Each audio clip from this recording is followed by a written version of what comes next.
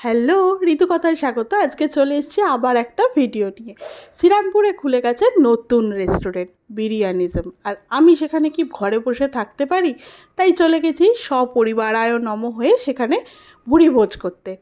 Jhelum গুপ্তার daily vlog দেখার পরে আমার মাথায় খেলছিল যে নেক্সট ডেস্টিনেশন অবশ্যই এটাকেই রাখতে হবে। তাই সেখানে আমি গিয়ে আমার মেনু খুলে বসে পড়েছিলাম যে কি অর্ডার করি। মেনুতে অনেক কিছুর ভিড়ভাট্টা যদিও ছিল না, ছিমছাম একটা মেনু, বাট আইটেমগুলো ভালোই ছিল। তো আমরা সেখান থেকে অর্ডার করেছিলাম চিকেন রেশমি কাবাব।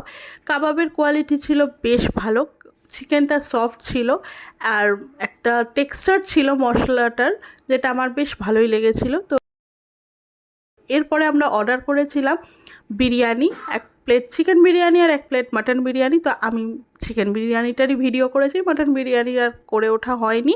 তো চিকেন বিরিয়ানির কোয়ান্টিটি নিয়ে কোনো কথা নেই, যথেষ্ট পরিমাণে দিয়েছিল এবং চিকেনের পিসটাও বেশ হিউজ ছিল।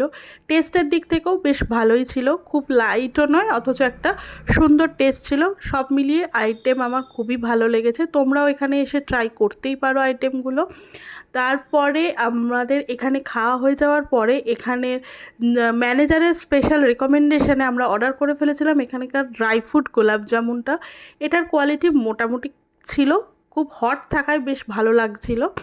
আর মানে এটা পুরো এদের নিজস্ব করা, সেটা বোঝা যাচ্ছিল। তো আমার বেশ ভালোই লেগেছে। 10-এ 8 তো দেওয়াই যায়। তো তোমাদের কেমন লাগলো জানিও।